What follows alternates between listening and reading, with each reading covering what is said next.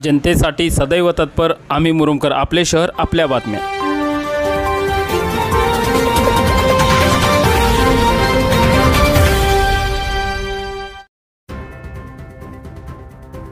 मुरुम शहरातील महात्मा बसवेश्वर युवक मंडळाचे सदस्य असणारे प्रदीप गव्हाणे यांना जीवे मारण्याची धमकी देण्यात आली असल्याचे निवेदन हिंदुत्ववादी संघटना व महात्मा बसवेश्वर युवक मंडळ यांच्या वतीने मुरुम पोलिसांना देण्यात आले।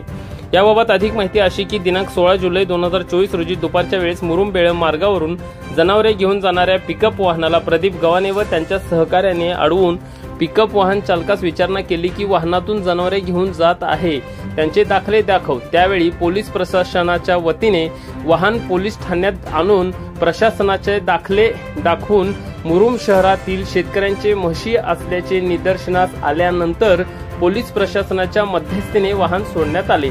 त्याच्या दुसऱ्या दिवशी दिनांक 17 जुलै रोजी वाहन चालकाच्या संबंधित व्यक्तींनी प्रदीप गव्हाणे यांना रस्त्यात अडवून तू काल आमचे वाहन का अडवले होते, ते जनावरे शेतकऱ्यांचे होते तरी तू आमचे वाहन का अडवलेस असे म्हणून इतर शाब्दिक बाचाबाची करीत प्रदीप गव्हाणे यांना जीवे मारण्याची धमकी देण्यात आले असल्याचे पोलीस प्रशासनाला दिलेल्या निवेदनात नमूद करण्यात आले आहे।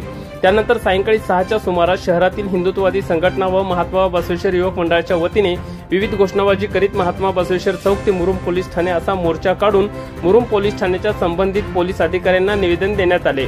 यावेळी धमकी देणाऱ्यांवर गुन्हा दाखल करण्याची मागणी दत्ता हुळमुजगे, मेघराज लादे, राजकुमार लांबजाने, सिद्धलिंग हिरेमठ, भगत माळी, महेश शिंदे, संतोष येवले, राम चव्हाण, बालाजी शिंदे, विनोद डोंगरे, किशोर पडले आदींच्या सह्या असलेले निवेदन देऊन करण्यात आली।